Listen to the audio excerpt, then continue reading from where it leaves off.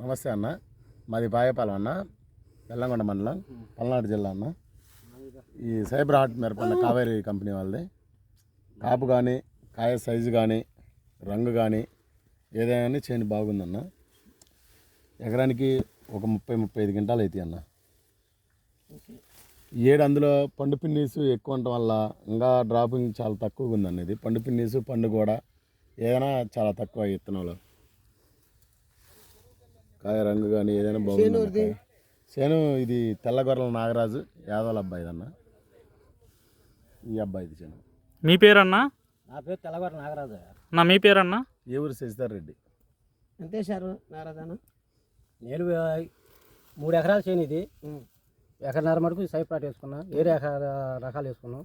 దాని మీద ఇది మటుకు బ్రహ్మాండం అనిపిస్తుంది. వాటిలో కూడా తాలు తక్కువ శాతం. ఇది అసలు ఏడు వచ్చిన తుఫాన్లోకి లెక్క పోల్చుకుంటే తక్కువ శాతం ఉంది.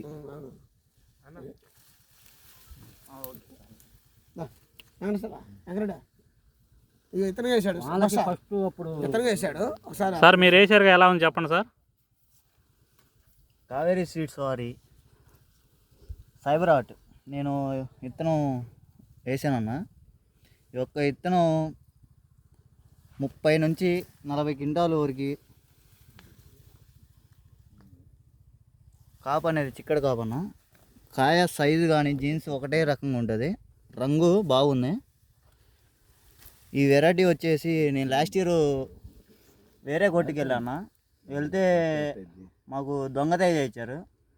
నష్టపోతే మేము వెంకటరామరెడ్డి పిడుగురాల మెగా స్వీట్స్ వారి వెంకటరామరెడ్డి దగ్గరికి వెళ్ళాము. లాస్ట్ ఇయర్ కూడా ఇలా ఇబ్బంది పడ్డామంటే కావేరీ స్వీట్స్ వారి సైబర్ హార్ట్ ఇచ్చాడు.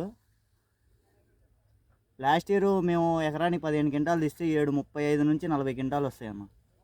విత్తనం చిక్కడ కాపు, తాలు చాలా తక్కువ, కాయ జీన్స్ పైన నుంచి ఒకటే ఇటు చూపాము, ఒకటే జీన్స్ అన్న.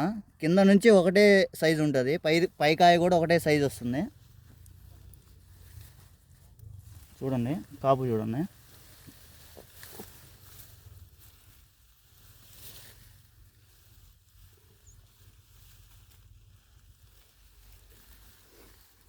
ఈ విత్తనం ఇచ్చినందుకు అన్నకి చాలా రుణపడతాం.